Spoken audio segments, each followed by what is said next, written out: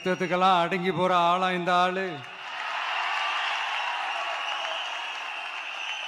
இந்த மூஞ்சா பார்த்தா அப்படியா தெரியுது உங்களுக்கு?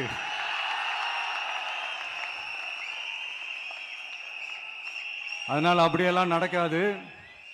அதுவும் முக்கியமா நம்ம கிட்ட அதெல்லாம் நடக்கவே நடக்காது. ஆனா அழுத்தம் இருக்குதான்னு கேட்டீங்கன்னா இருக்குது. அது நான் இல்லைன்னு சொல்ல வரல. நமக்கு இல்ல, மக்களுக்கு. தமிழ்நாட்டை இதுக்கு முன்னாடி ஆண்டவங்களும் சரி பாஜகவுக்கு அடிமையா தான் இருந்திருக்கிறாங்க. ஸோ அவங்கள நம்பியும் ஒரு பிரயோஜனமும் இல்லை. இப்ப ஆண்டுகிட்டு இருக்கிற இந்த திமுக அரசாச்சும் நமக்கு ஏதாவது செய்வாங்கன்னு பார்த்தா இவங்களும் அவங்கள மாதிரியே தான். இன்னும் சொல்ல போனா ஒரு படி மேல, இன்னும் மோசம். அவங்களாச்சும் நேரடியா சரண்டர் ஆகி இருப்பாங்க, இவங்க மறைமுகமா சரண்டர் ஆகி இருக்கிறாங்க. அவ்வளவுதான் வித்தியாசம். அரசியலுக்கு வந்ததுக்கு அப்புறமும் சரி, ஆட்சி அதிகாரத்துக்கு வந்ததுக்கு அப்புறமும் சரி, ஒன்னே ஒன்று சொல்ற, எழுதி வச்சுக்கோங்க. இதுக்கு முன்னாடி இருந்தவங்க மாதிரியோ இல்ல இப்ப இருக்கிறவங்க மாதிரியோ ஊழல் செய்யவே மாட்டான்.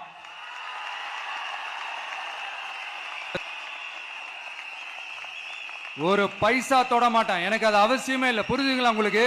எனக்கு அதை தொட வேண்டிய அவசியமே இல்லை.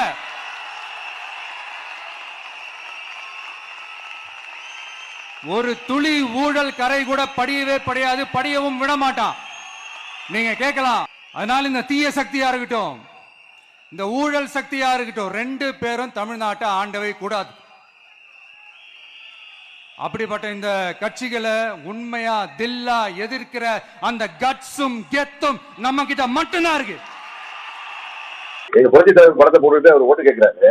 எங்க கட்சி ஆட்சியை அவர் ஊழல் ஆட்சி கூடாது. என்னங்க புரட்சி தலைவர் படத்தை போட்டுட்டு இருக்காரு, புரட்சி தலைவருடைய கட்சியின் ஆட்சியை ஊழல் ஆட்சி என்ன? சினிமாவில் டபுள் ரோல் பண்ற மாதிரி டேலாக என்ன பேசுறாரு அவரு? அண்ணாவை மறந்து விட்டார்கள் அண்ணா திமுக. அண்ணா புரட்சி தலைவருடைய அண்ணாவுடைய இதே புரட்சி தலைவர் ஆரம்பிச்ச இயக்கங்க இன்னைக்கு தாண்டிப்பட்டி பக்கம் போக இன்னும் அந்த புரட்சி தலைவருடைய நினைவு எல்லா இடத்துலயும் இருக்கும். அவருடைய தொண்டர்கள் தாங்க. இன்னும் சொல்ல போனா நாங்கெல்லாம் பெருங்க அண்ணாவை பார்த்தது இல்லை. அண்ணா மகன் தப்பா எனக்கு 2 வயசா இருக்கும், 65. புரட்சி தலைவரை சொல்லி பார்த்தவர்கள், அம்மாவால் ஆளாக்கப்பட்டவர்கள். எப்படி அண்ணாவை மறப்போம்? எங்கள் வழிகாட்டிகளை யாரும் மறப்பாங்களா? சும்மா அவர் டைலாக் எல்லாம் பேசிட்டு இருக்காரு. அவர் கட்சி ஆட்சிக்கு கொண்டு வந்து ஆசைப்பட்டா செய்ய சொல்லுங்க, தேவையில்லாம எங்கிட்ட வந்து வரத்து சொல்றீங்க. அப்புறம் நாங்கெல்லாம் வெளியிட்டு இருந்தோம்னா தப்பா போயிடும். இதுவரை அவரை கேள்வி கேட்கறாங்க சோசியல் மீடியால பார்த்தேன். எனக்கு கண்டார கேள்வியா இருந்துச்சு. ஊழலை ஒழிப்போங்கிறீங்களா? நீங்க உங்க படத்தை பிளாக் டிக்கெட்டை வச்சு தானே உங்க அந்த ஊழலே உங்களால ஒழிக்க முடியல. 100 ரூபாய் 150 ரூபாய் டிக்கெட் 1000 2000 ரூபாய்க்கு விற்கிறாங்க. அதை கூட உங்களால ஒழிக்க முடியல. நாட்டு ஊழல் வந்து முதல்ல வெளியில வந்துட்டேன். வீட்டுக்குள்ளார உட்காந்துட்டு ஊழலை ஒழிப்போம், இந்த கொள்கை எதிரி உடலங்காதிரின்னு பேசி முடியாது. அண்ணா அவருக்கு பிடிக்கிறதா திமுக பேசு. தேவையில்லாம வந்து அண்ணாவெல்லாம் எங்க மறந்துட்டு வாங்குறாங்க. நாங்க எப்படி மறப்பாங்க?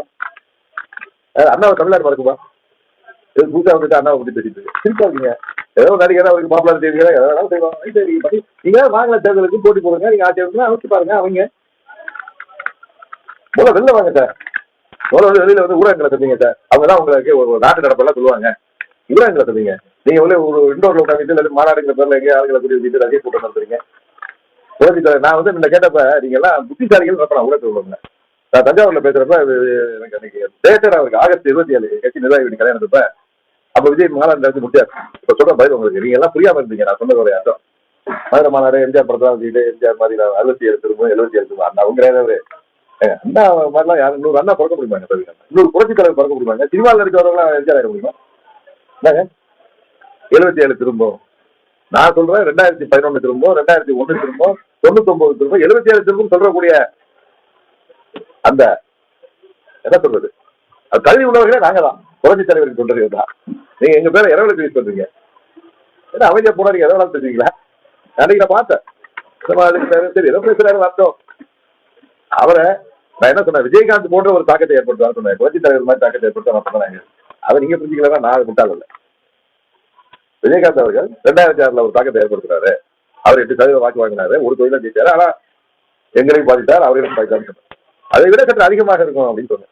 ஆனா எம்ஜிஆர் மாதிரி வருவான்னு சொன்னா கேட்கல சார். நீங்க தானே அவர் அப்படி சொன்னீங்க அப்படி சொன்னேன். நான் என்ன சொன்னேங்கிற தாண்டி நீங்க அர்த்தம் பண்ணீங்கன்னா நான் புரிஞ்சுக்கிறேன். அதான் யாரை அடிமைப்படுத்த நாங்க தான் சொல்லி கேட்கிறேன். நாங்க யாருக்கும் அடிமையும் இல்லை, நாங்க யாரையும் அடிமைப்படுத்த மாட்டோம். இது அதிமுக வரலாறு. எங்க புரட்சி தமிழர் எடப்பாடியார் பொறுத்த அளவுக்கு எங்க புரட்சி தலைவர் எப்படியோ, புரட்சி தலைவர் அம்மா எப்படியோ, அவங்க 8 அடி பாஞ்சா அவர் 16 அடி பாய்கிறார். அவருக்கு இந்த நடிகர் என்ற மாசம் தான் இல்லையே ஒழிய, மக்கள் இன்றைக்கு நம்மளில் ஒருவர் விவசாய குடும்பத்தில் வந்தவர் என்ற அடிப்படையில் தான் இன்னைக்கு எடப்பாடியாருக்கு எங்க போனாலும் மக்கள் செல்வாக்கு. தூதி வாரியாங்க 25,000, 30,000, 50,000 பேர் மக்கள் கூடுறாங்க. விவசாயிகள் பூரா நம்மளுடைய சகோதரண்டா அப்படின்றாங்க. பெண்கள் எல்லாம் நமக்காக உதவி பண்ணவர்கள் அப்படின்றாங்க. மாணவர்கள்லாம் ஆல் பாஸ் போட்ட கதாநாயகண்டா நம்ம புரட்சி தமிழர் எடப்பாடியார் 7.5 விழுக்காடு கொடுத்தவர் அப்படின்னு எல்லாரும் பாராட்டுறாங்க. நாங்க போய் அடிமைன்னு சொன்னா இவர் சொல்லி என்ன செய்ய? இவர் இப்பதான் வந்திருக்காரு. இவர் அடிமைன்னா இவர் பேசாம நான் சொல்றேன். இப்ப சிபிஐ விசாரணைக்கு கூப்பிட்டாங்கல்ல, 2 தடவை கூப்பிட்டாங்க. எங்க வீராப்பா இவர் இருந்திருக்க தானே, படம் தானேயா, இதுக்கு தானே எங்க 41 பேர் இறந்தது, நான் வர முடியாது இங்க வந்து அப்படின்னு சொல்லி கேட்டிருக்க வேண்டியதானே. வீராப்பா நிக்கணும்ல, இருக்கணுமா என்னங்க? அதே மாதிரி பாத்தீங்கன்னா இவருடைய சூரப்புலி தனத்தை இவர் எங்களை சொன்னதுனால சொல்றேன். ஏதோ அரசியல வர்றாரு, புது முகம் மறட்டும் அப்படின்னு நாங்கெல்லாம் நினைச்சோம். நான்லாம் நினைச்சேன், உண்மையில நான் அவரை வரவேற்றிருக்கேன். ஆனா யாரு நம்ம அவரை இது பண்ணோமோ, எங்க கதவை கடிச்சா நாங்க சும்மா இருப்போமா? 41 இறந்தவங்க, 41 பேர் இறந்து விட்டாங்க. எங்கேயாச்சும் வரலாறு இருக்கா? இவருக்கு அவ்வளவு பெரிய கூட்டமா? லட்சக்கணக்கான மக்கள் கூடுறாங்க. எவ்வளவு கட்டுக்கோப்பு? முதல்ல அவங்க ரசிகர்களை கட்டுப்படுத்த முடியுதா? 41 குடும்பத்தையும் உலகத்தில் எங்கேயும் கிடையாதுங்க. இறந்தவங்களை கூப்பிட்டு போன் போட்டு வீட்டுக்கு வாங்கன்னு கேதம் கேட்கிற காட்சி தமிழகத்தில் புதியதுங்க. இதுதான் இந்த விஜய் செஞ்ச புதிய திட்டம். அதெல்லாம் புதிய என்ன சொல்லாங்க? அது மோசமான கலாச்சாரம். அது வேறங்க. அதுக்கு பேர் என்ன சொன்ன? ஒரு புதிய கான்செப்டை கொண்டு வந்துட்டார். இதெல்லாம் இறந்தவங்களை அவரை பார்க்கணும்னு வந்து குழந்தைகள், பிஞ்சு குழந்தைகள், பெண்கள் இறந்திருக்காங்க. அவங்க குடும்பத்துக்கு போய் ஆறுதல் சொல்ல முடியல. அரசியல் இயக்கம் தொடங்கிவிட்டு நீ அறையிலே உட்காந்து அரசியல் பண்ணீங்கன்னா என்ன கூட்டத்துக்கு? உன் இமேஜை வச்சுட்டு அப்படியே போய் மக்களை பார்த்து ஓட்ட வாங்கிடலாம்னு நினைக்கிறீங்க? எவனோ ஒருத்தர் சொல்லியிருக்கான், அவருக்கு அரசியல் ஆலோசனை சொல்லியிருக்கான். என்னைக்கு அரசியல் இயக்கம் தொடங்கிட்டாலே களத்தை வந்து பணியாற்றணும், மக்களுக்கான நன்மைகள் தீமைகளை கலந்துக்கணும், களத்தில் இறங்கி வேலை பார்க்கணும். பாருங்க, விஜய் இப்பதான் வந்தாரு, எப்படி இறங்கி வேலை பார்க்கறாரு. மக்கள் பேசணுங்க. சும்மா நடிகர்கள் ரசிகர்கள் கைதட்ட வச்சுக்கிட்டு எல்லாத்தையும் இழிவா இல்ல. தம்பி விஜய்க்கு வந்து கொஞ்சம் அனுபவம் இன்னும் போதாது அப்படின்னு தான் நான் நினைக்கிறேன். அவர் என்னன்னா தனித்து விடப்பட்டதால் ஏதோ அப்படி பேசுகிறாரா என்று எனக்கு தெரியவில்லை. என்னன்னா அவரோட பேச்சு எப்பவுமே நான் கேட்கிறேன், உச்சபட்சத்தில் இருந்து வந்திருக்கிறார் என்று சொல்ல. அரசியல நிறைய பேர் உச்சபட்சத்தில் வந்துருவேன். உதாரணத்திற்கு நான் மருத்துவராக இருந்து உச்சபட்ச பிராக்டிஸ் விட்டு தான் வந்தேன்.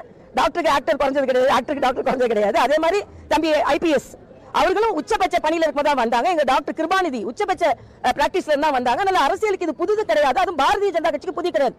ஏதோ தியாகம் செய்யறேன் பேசிக்கொண்டு, ஆனால் இன்று 30 வருஷமா நடிச்சு முடிச்சுட்டு தானப்பா தம்பி வரீங்க. அதனால தம்பிக்கு கொஞ்சம் அனுபவம் பத்தாது. ஒரு சின்ன தம்பி பேசுகிறார் தான் எடுத்துக்கொள்ள முடியும்.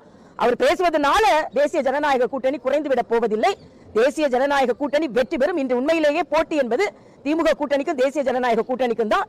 அதனால இன்று அவர் என்ன சொல்றாரு, கூடுதல் சக்தி வந்தால் அதோடு, இல்லை என்றால் தனி சக்தியாக அப்படின்றாரு. இப்ப கூடுதல் சக்தியா அவரோட வருவதற்கு கூட பல பேர் தயாராக இல்லை. ஏனென்றால் அனுபவம் இல்லை அரசியலில் என்பதை அவர் புரிந்து கொள்ள வேண்டும்.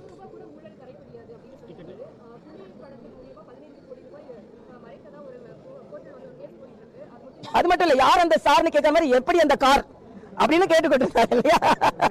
எப்படி அந்த கார், இதெல்லாம் இருக்குதுப்பா. அதாவது முற்றிலுமாக தன்னை ஒரு காந்தி மாதிரி எதிர்கொண்டு அப்படி தன்னைத்தானே, அதை நான் சொன்னேன். ஒரு சின்ன பையனை தான் நான் அதுல பாக்குறேன். தானே வந்து நான் நேற்றே சொன்னேன், இந்த சின்ன பிள்ளைங்க நம்ம வீட்டுல என்ன பண்ண, எல்லாம் நான் செஞ்சிருவேன் அப்படின்ற ஒரு மனநிலையை தான் நான் அதுல பாக்குறேன். தம்பி விஜய் அவர்கள் உண்மையிலேயே திமுகவை தோற்கடிக்க வேண்டும் என்று உங்கள் எண்ணம் இருந்தது என்றால், நான் விஜய் வந்து ஒரு ஜீரோ மாதிரி, ஜீரோன்னு சொல்லல, விஜய் ஒரு ஜீரோ மாதிரி. ஜீரோ தனியா இருந்தா வேல்யூ கிடையாது. ஆனா அதே ஜீரோ இன்னொருத்தங்க கூட சேர்ந்தா வேல்யூ. ஆக இன்னைக்கு வெற்றி பெற வேண்டும் என்றால் தேசிய ஜனநாயக கூட்டணிக்கு தான் மக்கள் ஆதரவு தருவார்கள். இன்றைக்கு கட்சி ஆரம்பித்திருக்கிறார். அவர் இன்றைக்கு அவருடைய பொதுக்குழுவில் அவருடைய செயல்வர்கள் கூட்டத்தில் பேசுகிற போது சொல்லியிருக்கிறார், என்ன நானா பயப்படுவேன், அழுத்தத்திற்கெல்லாம் ஒரு காலமும் பயப்பட மாட்டேன் என்றுதான் வீரவசனம் பேசியிருக்கிறார். அவர் ஜெயலலிதாவுடன் எப்படி கை கட்டி நின்றார் என்பதை இந்த நாட்டு மக்கள்